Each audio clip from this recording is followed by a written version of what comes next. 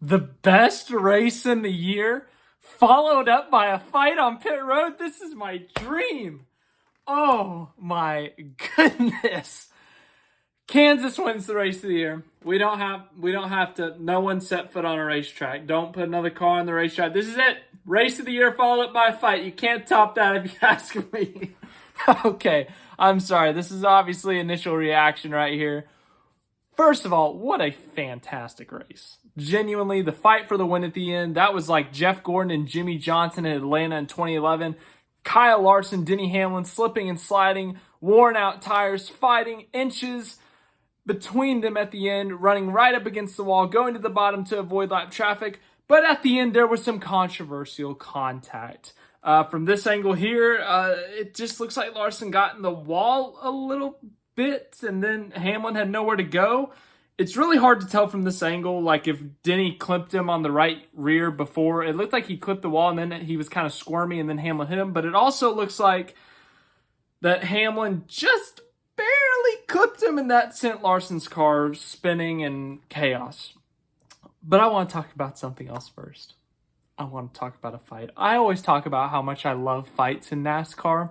Every time something happens, I'm like, will there be a fight because of this? I thought Kyle Busch would be the one to fight Ross Chastain after the race, after their contact. But no, it was Noah Gragson. And guess what? Chastain threw the first punch. Who would have guessed that Chastain would be the one throwing the first punch in a fight? Not me. Definitely not me. Oh my gosh, I was wrong. And the best part is they're interviewing Kyle Larson as the fight is starting. And Kyle Larson looks over at the screen because they got that stand with the TV screen to show the interviewer what's on TV. And Kyle Larson looks over, he starts laughing mid-interview. That was hilarious. Oh my gosh. And the funniest thing is the incident wasn't even fight-worthy. Chastain got a little bit tight and ran Gragson into the wall. Gragson didn't crash or anything, but he scraped the wall. I think he blew a tire later in the run. That might have been the cause of it, so maybe that was worth it. But it wasn't like he wrecked him completely. He dumped him. He spun him out. He just ran him into the wall a little bit. And Gragson confronted him on pit road. And let me get the video first. And so then they're talking, and it's all cool, like, right? And then Gragson just grabs him, like, and Chastain immediately goes grabbing his wrist, like, don't punch me, kind of like a self-defense kind of thing almost. And then all of a sudden, like, out of nowhere, this guy comes in, and then suddenly Gragson either says something or does something, and Chastain freaking pops him in the face, man. Pops him in the face, no questions asked, and Gragson just goes crazy, flipping out, trying to punch him back, going berserk, whatever you want to call it. And this dude in the yellow shirt here really wanted to break up this fight. Guy in the yellow shirt, no, let them box each other. Let them kickbox, let them WWE, MMA. Let them do whatever they have to do. But what a fight. We got to fight. We got a punch to the face, baby. Woo! Thrilling. On a serious note, though, yeah, Gragson had a right to be mad. This literally looked like what happened with Bubba Wallace and Kyle Larson last year at Vegas, where Bubba overreacted and intentionally wrecked Kyle Larson and got suspended. Gragson reacted a little bit more appropriately. But then again, he also didn't get checked to wreck him. So, there was that too. Anyways, we don't need to revisit that. But this here, Gragson has a right to be mad. Was it worth grabbing Chastain like this for it? Not really. I think it's worth a conversation. It's worth an approach saying, what happened there, man? Like, why? Was there someone underneath you and you kind of got forced into me? Or was it a mistake on your part? I need to know so I know how to race you. Well, yeah, it looks like that conversation was normal. It looked like it was pretty fine, pretty cordial at first. But then Gragson all of a sudden grabs him. And at that point, that's like, if you're grabbing someone, Chastain, for him, it's fair game. The instant he puts his hands on you, you can do anything, and it's technically self-defense in this scenario. So the instant that Gragson grabbed him like this, and Chastain, his self-defense at the moment is grabbing Gregson's arm. His right arm, because he's kind of standing at an angle like this with his arm ready to swing at Chastain. Chastain's grabbing that arm at defense. His left hand is grabbing it. And the instant either Gragson says something or he maybe feels when he's grabbing that right arm, he feels him about to come up to try to punch. The instant he feels that or he says something, bam, punches him in the face. Fighting NASCAR. Let's go, baby. And it's two of the biggest personalities in the sport. We got Noah Gragson, who, outside of the car is one of the biggest personalities in NASCAR. He's unique. He's always being himself, whether it's wearing some type of hat, whether it's him going out and chugging a beer and then throwing up after he wins. Whatever it is, Gragson is one of the biggest personalities. Ross Chastain is one of the biggest on-track personalities. He is entertaining, he's fun, he's aggressive, and he makes headlines. It doesn't matter how. Whether he's wrecking, who was it last week? Brennan Poole while lapping him, whether he's doing the wall ride at Martinsville, Ross Chastain makes headlines. It doesn't matter how, as I just said. And once again, he has made headlines for punching Noah Gragson. So we have the biggest off-track personality in the Cup Series currently and the biggest on-track personality literally clashing. Oh my goodness.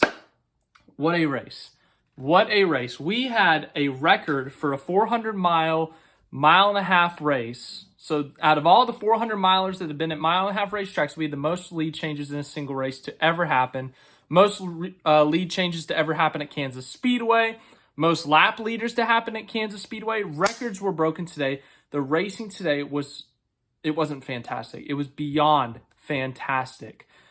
Battles for the lead. It wasn't like Talladega a couple weeks ago where it was like a lead change, but they were just doing this, like in front. Like technically it's a lead change, but these were like legit lead changes. Legit driving up, taking the lead changes. We were a little bit concerned about the mile-and-a-half package after Vegas. The 2022, both Vegas races, fantastic. The spring this year, dominated by Byron and Larson, and throughout the field, it was meh. Only 3 cautions in that race, I think. So coming into this, I was a little bit concerned about how the mile-and-a-half was going to race. Why was I concerned? Both Kansas races last year were awesome. The spring race was fantastic. The fall race was also fantastic. And then this year, oh my gosh, we've reached another level. The next-gen car was supposed to be great for the short tracks and the road courses. They figured out the mile-and-a-halves. I don't know how, I don't know why, but they figured it out, and today's race was fantastic. There was no one car that dominated. We had 5 or 6 guys contending for this win who were genuine challengers for this win. Kyle Larson and Denny Hamlin put on a hell of a show there at the end. As I said, really comparable to Jeff Gordon and Jimmy Johnson in 2011. Maybe not as much of the tire wearing and slipping and sliding, but kept it clean until that last lap. And that last lap, it was a little iffy. It was literally just a misjudgment by that much. Larson wasn't too mad about it. Hamlin didn't get out and say, "Yeah, suck it, Larson, I meant to do that."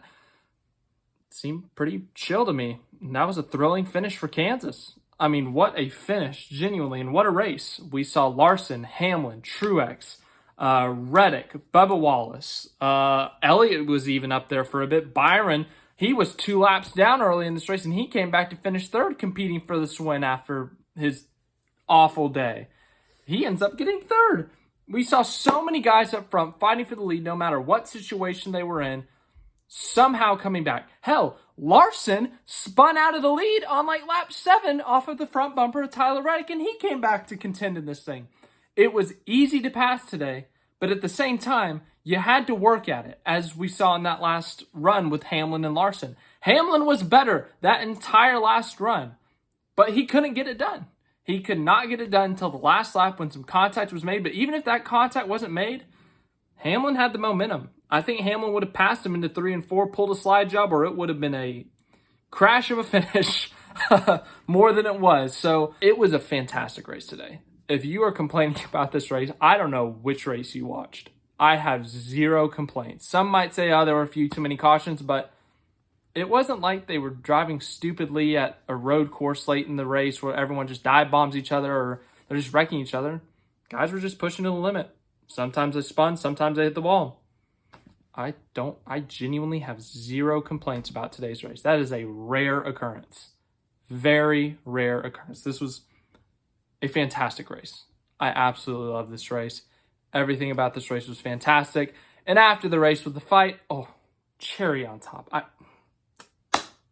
And Larson laughing at it. Oh my God. I'm going to cry here. It's so beautiful. All right, let's look at the finishing results of this race. We have talked for 10 minutes almost about the fight, the finish, and we haven't even got to the results. Usually it's about 5 minutes, so that's when you know it's been an eventful race, when we get this far into the video without the results. Anyways, let's get on to it. Denny Hamlin, his first win of 2023. 3 of the 4 Gibbs drivers now have a win this year. And the fourth one, Ty Gibbs, a rookie. And we'll talk about him later. He was actually pretty impressive today. What a race for Hamlin. He now has the most wins in Kansas Speedway history. He was great all day, led a ton of laps, was top 3, top 5 all day long. Well-deserved win. Lots of people are going to talk about that finish. They're going to say, oh, he wrecked Larson on purpose, or oh, he's a dirty driver. Once again, I need more angles. I'll probably make a video on this tomorrow, if we're being honest, my where do I stand on incidents video. But yeah, I mean, Hamlin won. It doesn't matter how. He still won. Once I get more video footage on that, I will tell you guys how I feel about it tomorrow. As of now, it looks like it was just kind of a racing incident. Nothing dirty. It looks like just really bad timing that they both came together. But Denny Hamlin and Kyle Larson put on a show. Kyle Larson still finishes second. He's got 2 wins on the year, so he's already in the playoffs. But another win, another 5 playoff points would have been great for him. But still, Larson was fantastic today. Despite spinning out early while fighting for the lead, came back, fought through the field, probably had the most passes today, or some of the most passes today. But he was able to come back and finish second despite almost holding Hamlin off there. If he held off Hamlin there, that would have been one of his best drives. He was sliding that whole last run. Hamlin was clearly better, but he literally held him off until about a third of a lap to go. Extremely impressive drive from Kyle Larson there. You got to give him applause, even though he finished second. He tried his hardest. He did his best and came up just short. William Byron third. Oh my gosh, what a day. Lap 2, he's leading this thing from pole, and he just freaking smacks the wall and does a 3/4 spin, kind of, and falls to, 4th or 5th place. Then later on in the run, they go down pit road, get a speeding penalty, and green flag stops, goes 2 laps down. It took him over 50 laps to get those 2 laps back, and they end up finishing third. Used some strategy, took advantage of the wave rounds, all that stuff, and third place, if you told them on lap 140 or whatever it was that they were going to finish third place, I think they would have laughed at you. I genuinely think they do. Third place for William Byron, mighty impressive. 4th place, Bubba Wallace, 23:11. Once again, really good here. Swept the races last year in the 45 car with Kurt Busch and Bubba Wallace. Bubba Wallace, I think it's safe to say, Kansas is his best track now. Him in 23:11. Toyota as a whole has done really good, but Bubba Wallace himself, top 10 last year in the spring, should have been a top 5 if it wasn't for a bad pit stop. I think it was a bad pit stop late in that race. Won this race in the fall, obviously, and then another top 5 here. This Vegas, the intermediate tracks, it's his type of racetrack. He finished top 5 at Vegas in the spring this year. He led a lot of laps there last year in the fall. So this kind of 1.5-mile tri-oval, it suits his style. I think these are the tracks they really got to capitalize if they're going for a win. And as for now, though, they're still fighting for points. They're still fighting for a playoff position in terms of points. And this was a fantastic day, fantastic result, some good momentum for him. So really good performance for Bubba Wallace. 5th place, Ross Chastain, making headlines again. Got into it with Kyle Busch on track. Kyle Busch doored him a couple times, said he needs to stop racing like a jerk. That's the PG version of it. But then Chastain got into it with Gragson, and it resulted in a fight on pit road, baby. But good race for Chastain. He was 5th to 10th all day long. Good result. Hell of a punch. 6th place, Joey Logano, was a pretty forgettable day until they played the strategy at the end of stage 2, won the stage, and then kept it in the top 10 for a good bit and finished 6th. Chase Elliott 7th, led a few laps today. Probably the most competitive he's looked since he's come back from his leg injury. Fighting for the lead at some points, was in the top 10 for a good chunk of the day, even the top 5 at times, as I said. Good haul of points. I still think they're going to win, so they're not going to have to worry about points. But if they don't, honestly, they could point their way in, if we're being honest. They're only 83 behind entering today. I don't know what they are now, but a top 10 finish, I don't think it's completely unrealistic for them to point their way in. But once again, I think a win would be safer and nicer. 8th place, Martin Truex Jr., great day for him. Might have led the most laps today. Maybe him, Larson, or Hamlin. But 8th place is slightly disappointing. But, you know, it's still a really good result. They got that win last week, so they're in the playoffs. They did great today, so good job. 9th place, Tyler Reddick. He ends the streak of the 45 car winning at Kansas. Led a few laps earlier on, but was really back half of the top 10 the rest of the day. 10th place, Austin Dillon. Good result for him after a terrible race at Dover last week. Gets a top 10. 11th, Kevin Harvick. 12th, Ricky Stenhouse Jr. 13th, Eric Almirola. 14th, AJ Allmendinger. 15th, Daniel Suarez. Blaney 16th. Buscher 17th. Haley 18th. Keselowski 19th. LaJoy 20th. 21st, Eric Jones. 22nd, Ty Dillon. 23rd, J.J. Yeley. 24th, Todd Gillen. 25th, Josh Berry was involved in a couple of incidents today. 26th, Michael McDowell. 27th, Ryan Preece. 28th, Brennan Poole. 29th, Noah Gragson. Oh boy. Thank you for getting a fight in, Noah. 30th, Harrison Burton. 31st, Austin Cindric got in a wreck. Lost a tire early in this one. Briscoe, 32nd. 33rd, Josh Blicky. 34th, Ty Gibbs. Ty Gibbs in the first half of this race was fantastic. He was top 5, like genuine top 5 at times. Top 10 at worst. Him and the Toyotas were fantastic all day, but he was doing amazing. He's actually had a really good rookie season so far. Had a nice little stretch of top 10s there for a bit. Was competing for the win at Talladega before running out of gas. Ty Gibbs has looked really good this year. But then the rookie mistakes kicked in. They had a pit road issue. And then later they spun. He spun. It was a mistake of his own. He got tight underneath Truex, washed up the track, tried to save it and spun out. Just barely tapped the inside wall, but in the process, had a flat tire. He tried to drive off, but drove too fast, and it shredded up his car, and he couldn't make it back to pit road. So he ends up finishing 34th. It really doesn't show how he performed today. I genuinely think this would have been if he could have finished it off, it would have been his best Cup race by far. I think he would have finished top 5. But Ty Gibbs, a very impressive performance up until the mistakes there at the end. 35th, Kyle Busch involved in a wreck, just cleared himself. I think his spotter took the blame for it. Crashed into the inside wall. It didn't seem like he had that much damage, but he still DNF'd, and he opted to get out of the car. He looked pretty pissed, but he finishes 35th. Christopher Bell, was going up the track fighting Chastain for position. It's not Chastain's fault. It's not. But Bell just slid up, hit Chastain, and spun out and crashed pretty hard. I think Bell's okay, but finishes last. So that bracket that Denny Hamlin had with all these guys, Bell was the point leader. And my bracket's busted because I think I had Bell like in the second or third round.